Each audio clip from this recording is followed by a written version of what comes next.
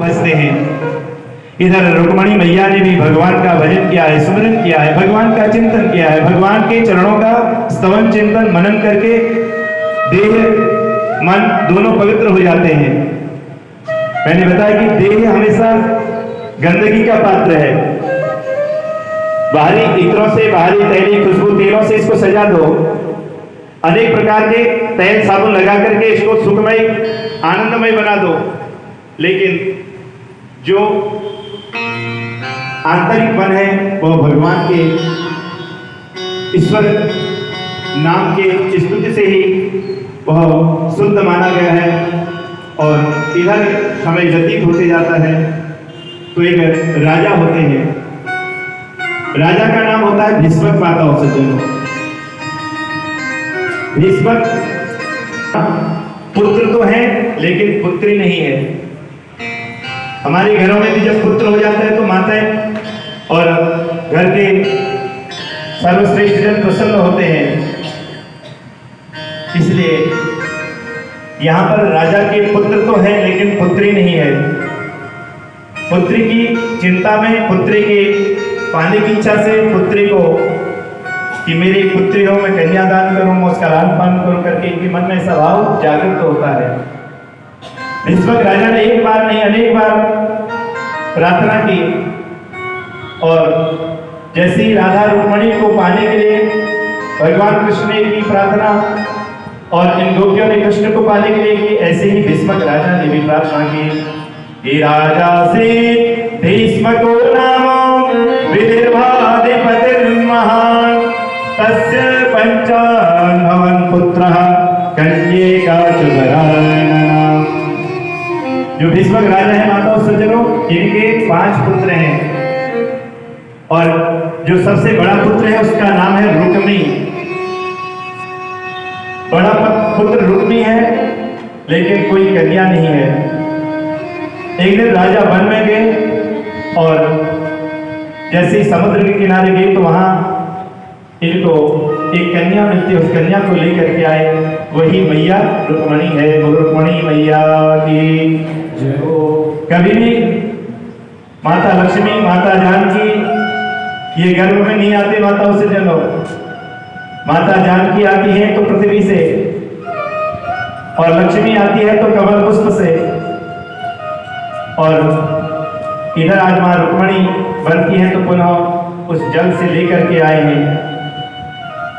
और लक्ष्मी को प्राप्त कौन कर सकता है? नारायण। लक्ष्मी, धन रूपी लक्ष्मी हमारे घर में हो सकती है, माता रूपी लक्ष्मी हमारे घरों में होती है, लेकिन जो आदि शक्ति लक्ष्मी है, महाकाली, महालक्ष्मी, महासरस्वती, वो आदि शक्ति माता लक्ष्मी को सिर्फ कोई प्राप्त कर सकता है तो वह नारायण ही है। ऐसे श्री हरि नारायण का वह साथ में विराजित होती है।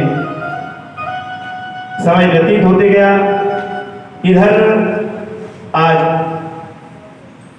जो रुक्मी है, जब कन्या बड़ी होने लगी, कन्या का लालन पालन किया, तो उसी लालन पालन करते करते कन्या जब बड़ी हुई तो विवाह संस्कार होने लगी। इस रुक्मी ने रुक्मणी का विवाह जो है शिशुपाल से तय कर दिया। जैसे शिशुपाल से विवाह तय कर दिया करके मैया को पता चला, रुक्मणी मैया को जैसे ही पता चलता है तो बहुत दुखी होती है, क्योंकि पहले से ही भगवान का भजन करती है और वैसे भी मां लक्ष्मी को और कोई प्राप्त कर नहीं सकता। इसलिए भगवान का भजन सुमिरन करने वाली आदिशक्ति पराशक्ति माता लक्ष्मी वह भगवान का चिंतन करते हुए विचार करती है क्या करें।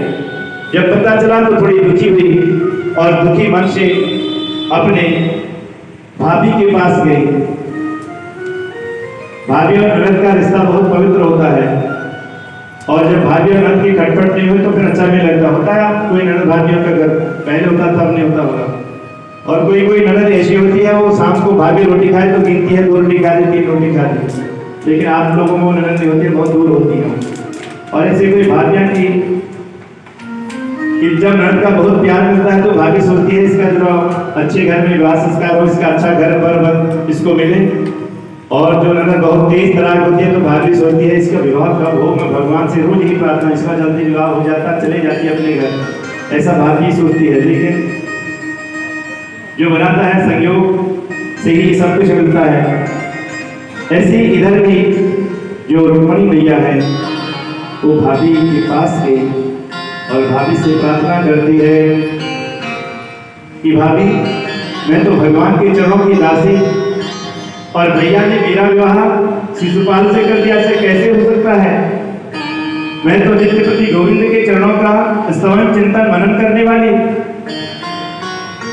तो भाभी ने कहा, धैर्य रखो, अवश्य ही आपको वह प्रभु मिलेंगे, लेकिन एक बात मैं आपको बताती हूँ, उसे स्वीकार करोगी?